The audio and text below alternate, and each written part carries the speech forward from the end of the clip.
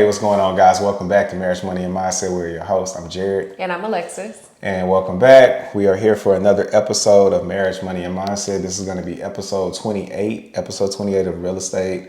Oh, I'm sorry, not real estate, but Marriage, Money, and Mindset. So, hey, guys, look, welcome to Marriage, Money, and Mindset. The goal of this channel, obviously, we want to be resourceful to our audience by giving you advice on those three topics, which is marriage, money, and mindset. So for the ones that are returning, we appreciate y'all. For the new people that's watching this channel, hey, look, we appreciate y'all. Thank you for viewing our channel. Please consider subscribing to the channel. We drop a new episode every Monday at 5 o'clock, or at least we try to. You know, sometimes we have some difficulties depending on where we are. Sometimes we may be out the country and there's a time difference, whatever the case may be. But, you know, we are on YouTube, obviously. We're on IG, Instagram, and also we're on TikTok now, right? Mm-hmm. So we got a TikTok going. So y'all go check us out on TikTok at what? Marriage, Money, and Mindset? Yes. On all platforms, Marriage, Money, and Mindset. Not Facebook. It was a bug. But anyway, my bad. So hey guys, thank y'all for returning. Thank y'all for watching our last episode, episode 27 on values to keeping a marriage together, which was the fourth part of a 4-part series that we did on love for the month of February. Check that out. Make sure y'all go back and check it out, guys. It was a good series, would you say?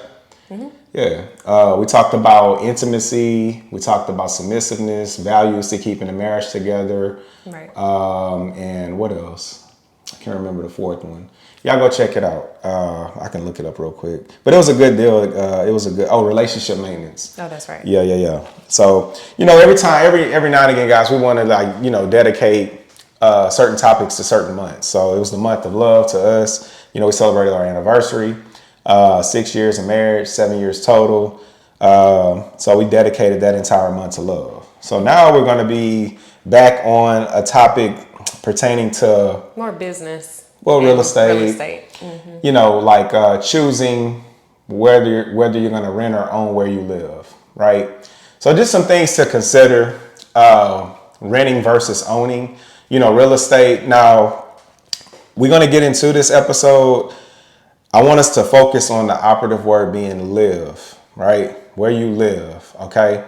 We're going to get into how investing kind of plays somewhat of a role as to where you live. Mm-hmm. But let's just focus on where you live, like choosing where to live, whether you own or rent, in the beginning of this episode, okay? But before we start, you have anything else you want to say or add, or you just want to get right on in? Let's just dive in. Okay, I just always got to check, guys, you know what I'm saying? So, all right, so let's kick it off. So, welcome to episode 28, should you own or rent where you live?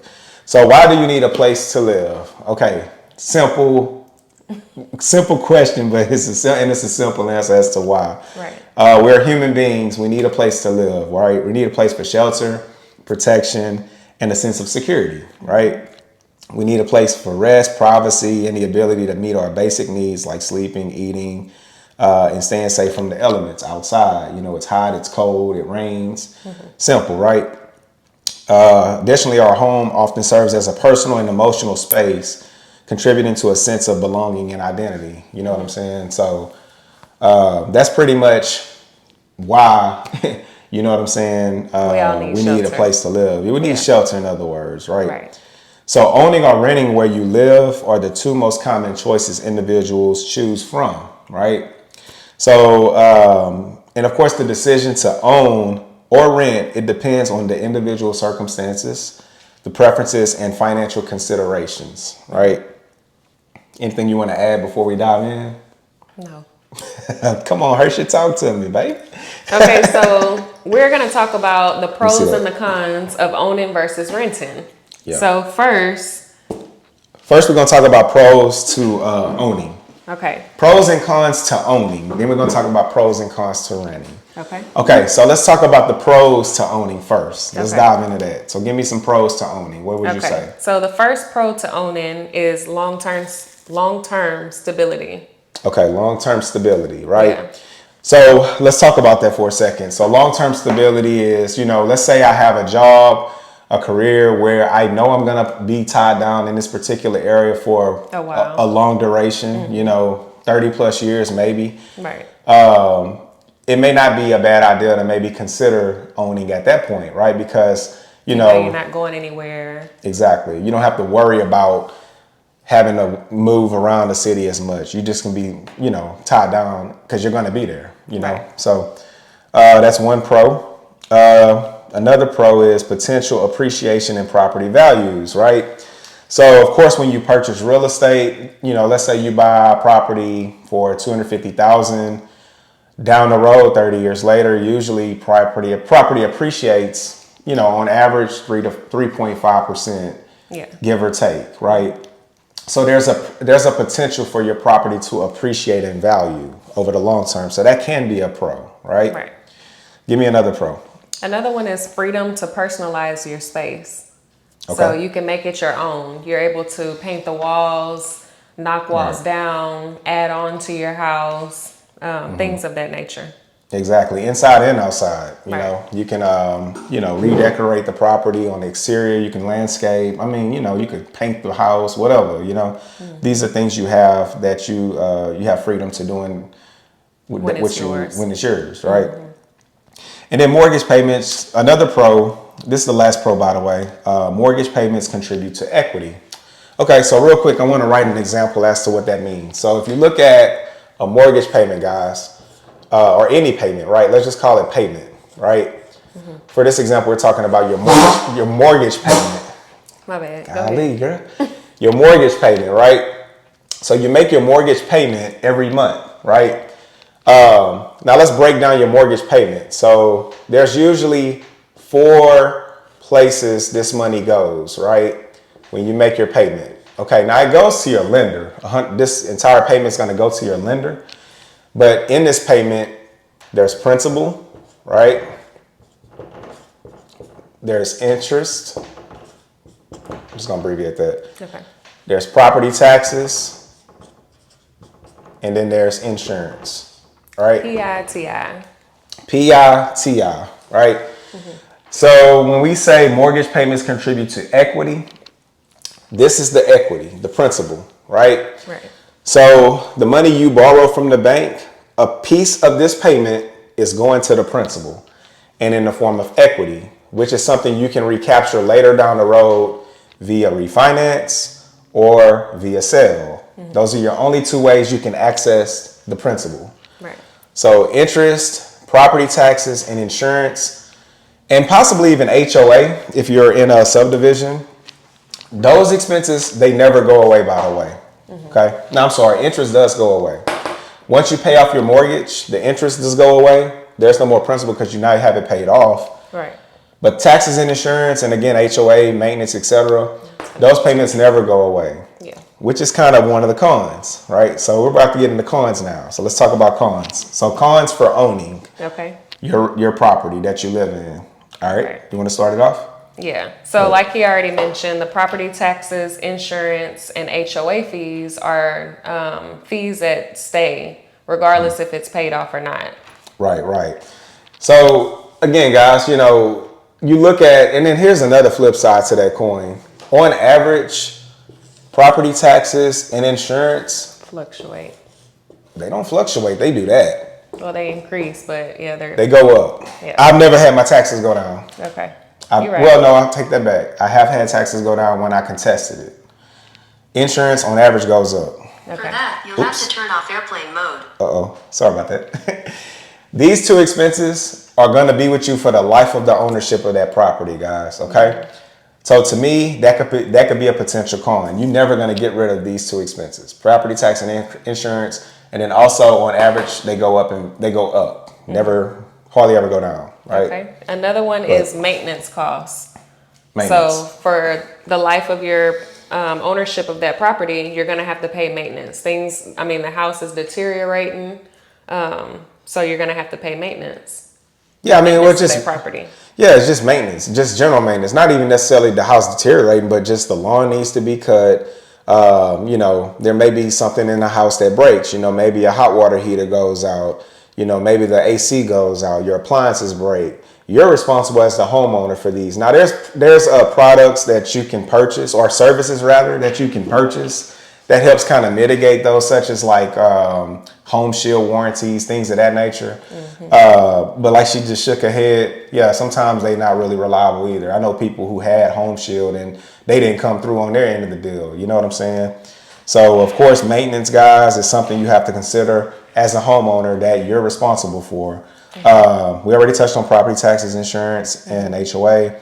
Let's talk about potential market fluctuations affecting property value. So being a con. So of course, right now, that could potentially be one reason why you may not want to own a home, because during the pandemic, loans, don't worry about that. Loans were, you could get 3.75% and lower, as your locked in rate. Like my brother, he purchased a home. I think his interest rate is like around that, like 3 point. You can't get money that cheap right now. No. Interest rates are hovering anywhere between, call it 7.5% to as high as 8%, depending on your credit score, right? So this is more like what you're going to pay today. And that can also affect your property value. Now, how does it affect your property value? Well, think about it. If the interest rates, most people finance their homes. Right. I would say probably 99% or 95% of people probably purchase their homes via finance, right? So if you have interest rates this high, guys, and let's talk about inventory. Well, let's just focus on interest rates. It's supply and demand, exactly. So interest rates being at 7.5 to 8% and property values still increasing, still high, like as they are, like the way they've appreciated since the pandemic, you're paying a premium. So in other words, let's say you sell a property, but you have to maybe compromise what you're selling it for, because nobody's buying. People are buying at these rates, but they're not paying the same appreciated price. Right. So property values have to come. The asking price may potentially have to come down. So people may have to maybe sacrifice some of their equity. So what ends up happening, guys, let's say you own this home, right? This is your home. And let's say your neighbor's home, they put it up for sale. This is yours, and then this your neighbor's, right? Neighbor, right? Like that. So let's say your neighbor, y'all have the same, 4-bedroom, 3.5 bath, 2-car garage. It's comparable to yours. And let's say, y'all's property, I don't know, your house is worth $700K right now, and, it's a comparable home. Well, let's say they can't sell their home for $700K. Let's say they can sell their home for $650K though, right? So let's say they sell it for $650K, right? Well, guess what happens? Once this property is sold, guys, your value is no longer the $700. It goes down to $650. So you just lost $150,000 in equity. It just vanished. That's an example. It could be a drastic example, but that's a real example. That happens in the real estate market, right? So that's one way, how comps property are based off of homes that are sold. Yeah, exactly. Like every neighborhood has a comparable market. And y'all could even ask the real estate agents if y'all don't, believe this, but a real estate agent will tell you most property values are based on what that market says it's worth. Right. Right. So, and that's usually how markets are, able to determine what a property is actually worth. It's based on the comparable market in most cases. All right. Let's keep it moving though. So one more con as to why you, a con to consider when you're owning real estate is you have less flexibility. So if you want to relocate, like we mentioned in the first bullet point, basically you're tied down to that home. Yeah, exactly. You just can't up and move. You have to do something with the property, whether that be you convert it into a rental property, or you put it on the market. But again, guys, you got to find a buyer, and that can be time consuming, right? So that's another con. It's affecting. It's not making it easy to relocate, right? All right. So now let's talk about renting. So let's start with the pros of renting, and it's literally like almost the opposite of the owning, right? So the first one being the barrier to entry, right? Yes. So when you purchase a home, guys, usually up front, you have to put down a down payment The lowest down payment I've seen is like 3.5%, which would be like a FHA loan. But then there's also closing fees, right?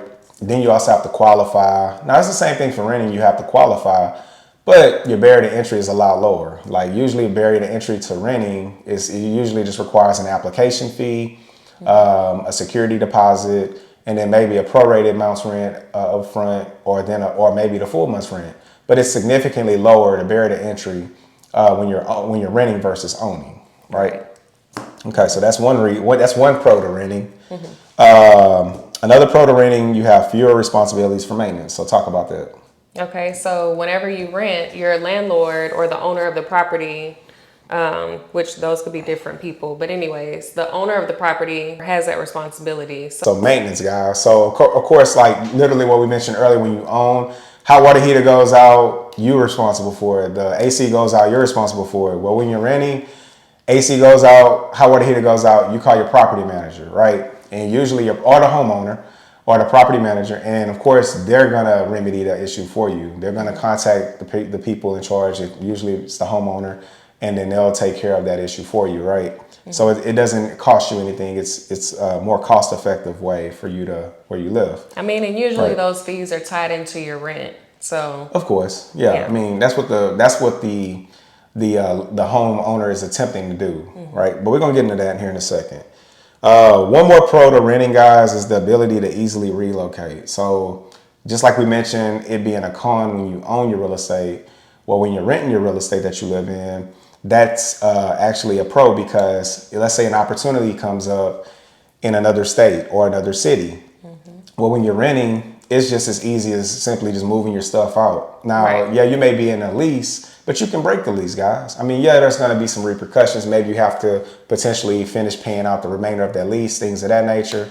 But at the end of the day, you can up and move, and you just wipe your hands clean, and you're on to the next property. So you're flexible, right? Right. You know, that's another pro, you know, to renting. Anything else you want to add? Yeah, another pro is for the life of your lease, you have the same monthly payments. Yeah, so true. It's not you don't really have to worry about it going up or down, or worrying about for that lease, for that term. Right. For that term, because we're gonna talk about it in the cons. Yeah. So usually you sign a 10-month or a 12-month lease, guys, or you could get, you know, it just depends. You know, that's what I'm saying. It's flexibility. Yeah, there can be. But whatever your lease is, that lease term, it's gonna be the same monthly. Yeah, whatever rent y'all agree on for that duration is what you're set, right? So almost like, let's talk about that real quick when we talk about a monthly payment on a mortgage, like we just showed a minute ago. You may start off with one payment, guys, but then notice that for, 2 or 3 or 4 years later, the payment starts to increase. So that's because your escrow is going up, your taxes and insurance is going up due to inflation. So you may have a payment that's set at one price out the gate, but then over time it starts to go up in value. You may have an escrow analysis. You may get hit with an escrow analysis. And then, of course, you have to pay a higher payment, right? Yeah. So I say that to say, don't always think when you own a home, the note that you're paying out the gate is going to be that note for the remainder of the life of that loan. In most cases, it's not, okay? All right, so now let's talk about the cons to renting. So give me the first one. The first con to renting is no equity buildup. So you're not building equity in a rent house. Right, so that example I showed earlier, the payment made, so that would be in the form of rent, right? So your rent payment is just 100% goes to your property manager or the homeowner, right? But it's the homeowner's responsibility to divide those payments up, where that money needs to be allocated, whether so much he or she allocates for taxes, so much he or she allocates for insurance, etc. There may be a property management fee. But of course, like she mentioned, what we talking about, the payment, right? You said it can go up? No, the equity buildup. Oh, equity buildup, right. You're basically not getting any equity out of the deal, right? Because you don't own the home. To you. Right. So you kind of miss out on that, right? That's for the home you live in, right? Right. Okay. Another one is limited control of the property. So, I mean, just like we mentioned earlier, how you have more flexibility and control over, where is it at? Where we talked about how you can actually, the pro to owning your home, you have the freedom to personalize your space. Yeah. Right. Yeah, that's a con when you're renting. You can't, you know. There's certain things that you can't do. You can't bust the wall down. You can't repaint the house. You can't, like, you know, they'll specify what you can and can't do in your lease. Right. You know, but you're very limited as to what you can do. But again, you're renting. So that's kind of a no-brainer going into renting. You should know that at least. Let's talk about the third one. We talked about rents can increase, right? So, of course, you know, usually when you're renting a property, 9 times out of 10 is probably an investor, right, that owns that property. So, of course, their expenses fluctuate, you know, whether that be the property management fee, whether that be the taxes, the insurance, the maintenance, etc., inflation, right? So, of course, he or she has to adjust his monthly payment, or I'm sorry, his rental amount that he's charging that tenant, so that he due can still get a to profit. those expenses, right? Because he or she is in the business of investing, meaning generate a return on that investment. So he needs to be able to still positive. He or she needs to still be able to cash flow, right? So that's where your rent can now be affected. After your lease is up, you may potentially have a rent increase, right? So that can be a con. And then the last one, the landlord can decide to sell the property. Yeah, the owner, whoever the owner of the property is, they could sell the property while you're living in there, by the way. So yeah, I mean, that's a possibility. So you could be in a property that you're currently renting, and then if there's a change of ownership, you know, maybe, and the next buyer still may potentially rent the property to you, but there may be some changes. You know, there may be, you know, a change in how that management operates now. You know, maybe you got away with some things with the previous owner that you can't get away with the next owner, right? You know, things of that nature. You know, so again, ownership could change. That could be a con, right? Okay, guys. So look, we talked about some pros, we talked about some cons of owning and renting, right? So now what I want to do is talk about some big takeaways from this episode that I want y'all to get out of this. This is what I don't want you to do. Don't let owning or renting where you live interfere with other categories in your life, and preferably investing, okay? Because this channel is Marriage, Money, and Mindset. So marriage, or the money side of this channel, we talk about investing, right? So, really quick, go ahead. If you guys go back to episode 3, Managing Finances in a Marriage, we talk about the breakdown of your finances. So your living expense should not exceed 20% of your income, according to that video. Exactly, guys. So that's usually what I feel like, you know, most people, man, they don't even think about, you know, that expense in general, like how much of their income they're even allocating to their living expense, right? So that would be a good, you know, exercise for you to do. Like, you know, actually figure out how much of your income is actually going to whether you own or rent monthly, right? But that's what I don't want, you know, y'all. That's one big takeaway. Don't let owning or renting affect your other categories in life, such as, you know, your food, your leisure, your investing goals, your tithing or savings, things of that nature, right? So if you have too much money going into your home or where you rent, then you're robbing yourself from these other categories that are just as important, guys, right? If not more important when we're talking about investing, right? Now let's talk about this real quick. I want to say something for homeowners, like people that actually live in a home that they own. Look, guys, I'm gonna be transparent with y'all. We currently are renting, right? Now, have we always rented? No. We've actually owned I owned 2 homes prior to meeting her. One home I actually built from the ground up, but the second home was purchased with us, right? That we own. Okay, so this is coming from a person who wasn't homeowner, right? And I'm gonna say this. So home ownership is not an investment, guys. I'm gonna repeat myself. Home ownership is not an investment. It's not an asset.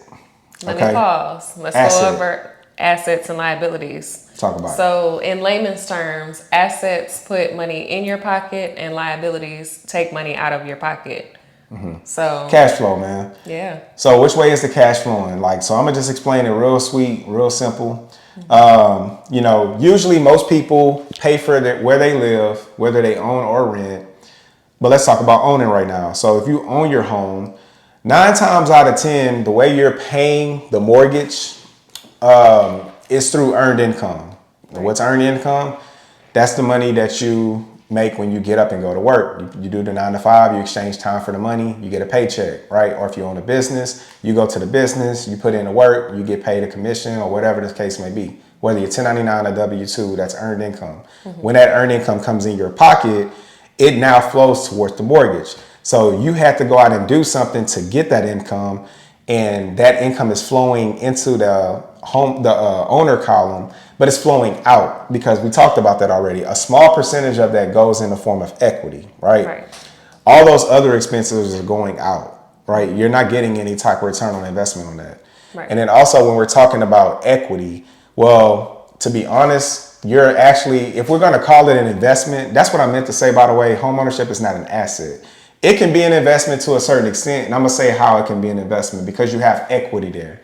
But let's be honest, 9 times out of 10, it's a bad investment. And the reason why it's a bad investment is because there's no positive return on that investment in most cases. Right. So to the person out there that says, "Oh well, man, I sold my house for $500,000 and I only paid $250,000 for it." Well, let's talk about the time horizon. How long did that take for that house to appreciate from $250 to $500? In most cases, it's not like that. It's not instantaneous. Maybe it took you 30 years to get a 100% increase. Right. But even then, during that duration, how much did you pay in upkeep? How much did you pay in property taxes? How much did you pay in interest? How much did you pay in utilities? Because all of these things are components of home ownership. Exactly. Right? Because without the home, you wouldn't have these things. So when you factor that in your return, all of those payments made towards those things, in most cases, you're negative on when you sell that property. You didn't make $250,000, guys. You recouped $250,000. If you sold your house for $500K and you bought it for $250,000, you recouped $250,000. You didn't make $250,000. So you're probably still upside down. You're upside down in most cases. So yeah, it could be an investment, but in most cases, it's a negative return on investment. I'm just being honest. Okay. So let's move on. Now, when we talk about home ownership and owning rental properties, right? So that's what we do, by the way, guys. So we don't own the real estate that we currently live in. However, we still own a lot of real estate that we rent out to others, right? So we believe in owning real estate, but not necessarily owning the real estate that we currently live in, simply because it's back to the beginning of this video where we mentioned it. It depends on the individual circumstances, preferences, and financial considerations. Yeah. So when we talk about our individual circumstances, well, we look at how far where we currently live, the commute to work, it's literally like a minute, right? So that's one individual circumstance. Preferences, it suits our needs, it's just us. So we don't need the home that we did previously have was huge. We had 5+ bedrooms, 4.5 bathrooms, or a 3-car garage. Yeah, like it was just too much house for us, right? So of course it goes back to the preferences, and then of course financial considerations.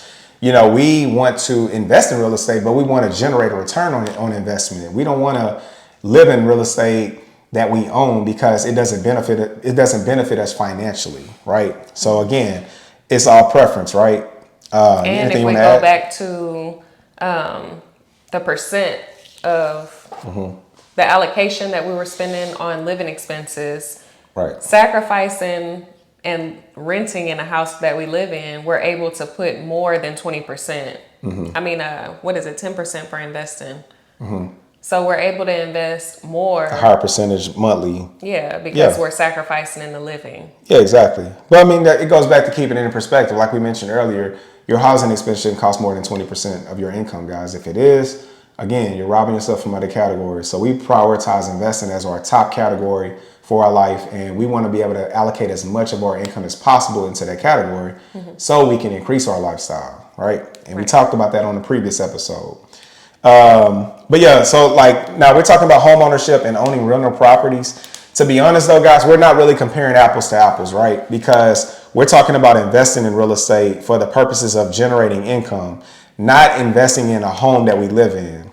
That's the difference, right? Because a home you live in, again, it can be an investment, but it's usually a negative return on investment. I hope that's making sense to y'all, right? We simply use it as a vehicle, right? To generate revenue, which is the rental income. And then of course, positive cash flow, which is the profit, right? So that's why we use it. And then why do we invest in real estate? Well, we talked about at the very beginning of this episode, everybody on this planet needs a place to live. As a human being, you need a place to live. You need a place for shelter, protection, and a sense of security. You need a place for privacy, the ability to meet basic needs, and stay out the elements. So as long as that's the case, guys, that's what makes it a sound investment to me, because it's a service that you're providing, or it's a product. It's a product that you provide for an individual. That's a necessity. Exactly. As long as there's people on the planet, we're gonna need housing. Exactly. So that's why we choose real estate as a vehicle to make a return on investment, right? And it's a great investment, by the way, guys. There's so many benefits. We did a whole series on that, by the way. So if y'all haven't checked that out, go back and check it out if you have. But if you haven't, go back and or if you haven't checked it out, go check it out, right? So yeah, guys. So let's talk about let's see. Generational wealth. Yeah. Okay. Yeah. So I wrote. Okay. So check this out, guys. So if you are a homeowner, leaving your property to a loved one when you pass on, that's not going to be generational wealth. All right. So me and Hershey had a talk about this recently, right? I've heard that term thrown around pertaining to like a home that people own, right? Plenty of times by different people. Yeah. They always say like, oh, well, I want to own this home because whenever I pass, I want to give it to my children or my child. Yeah, exactly. Right. So let's talk about that real quick, guys. Okay. So we talked about it the other day, matter of fact. So when I showed y'all that example earlier, let's just go with the scenario. Let's say, let's write it out. Because I do better when I explain it on here. Okay. So let's say you have a home, guys, right? Okay. Paid off, 100% ownership, right? It's okay. 100% paid off, right? There's no more loan. Okay. You have 100% of equity in this property. Okay. So let's say when you pass on, let's say your loved one, I don't know, let's say you got a couple of kids, right? Okay, cool. So these two, Jack and John, are going to inherit this house when you pass on, right? Okay, so check this out. Let's say this property is worth, I don't know, a couple million, right? Okay. So let's say 2 million. Okay, cool. Generational wealth, right? Okay, so look, check this out, guys. So it's two people, they own a house. It's 100% paid off. Okay, cool. What are some things they can do? They can go live in it. One of them can live in it, or both of them can live in it, right? They can live in it, they can sell it, or they can use it as an investment property. Right, okay. So of course they have to examine what works best for, you know, their situation. Okay. So let's roll with the example that they want to keep it. You know, their parents left it for them. They want to keep it. Well, back to taxes, property taxes, and insurance. All right. Now you want insurance on the property because you want to protect the investment, right? You don't want to not have insurance on this because your equity is at risk. Right. When you don't have insurance, right? Property taxes. These two things, guys, you cannot get away from when you have ownership of this property, right? And like I mentioned earlier, these two expenses on average do this. They go up.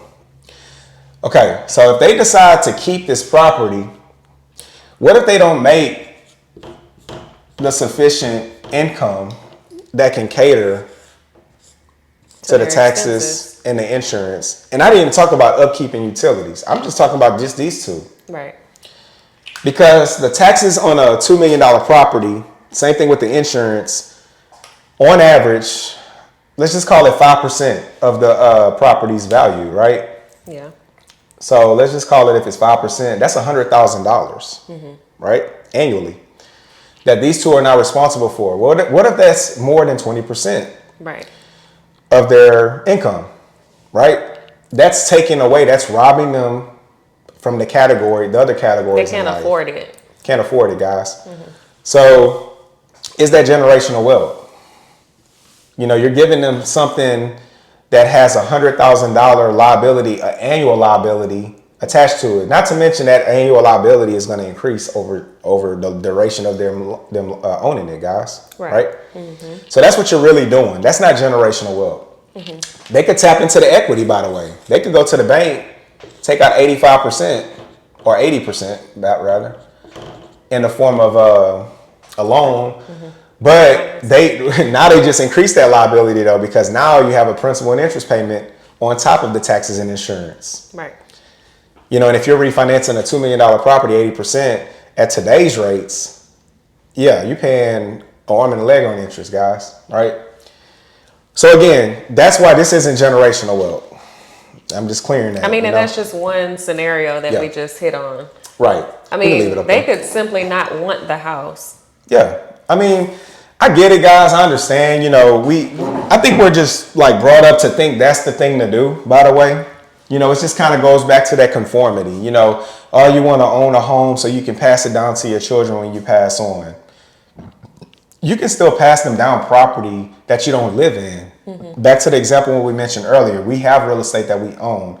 That's a real asset because it pays us whether we work or not. Right. We're providing a product for people to live in, and the service, I guess, would be them renting the lease. Mm-hmm. So they're paying for something that you own, and you're getting a return on that investment. That's a real asset, guys. Right? That's something that's worth passing down more so than this. Right.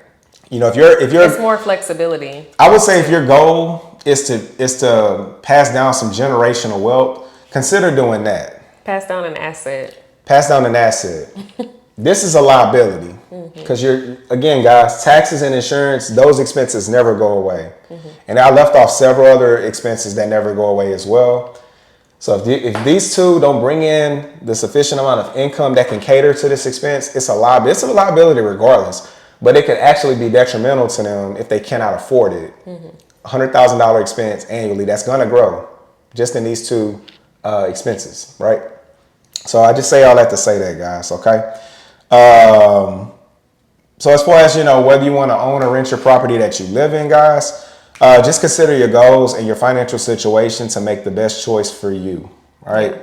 Anything else you want to add in to this episode? I know we touched on quite a bit, but... We are not telling you guys whether to own or to rent the house that you live in. We're just simply weighing the pros and the cons of both. Exactly, guys. I mean, it's just a real conversation we having, right? You know, we're not telling you what to do. Like, we never tell you what to do. We never tell you what to invest in. We're never going to tell you what to invest in.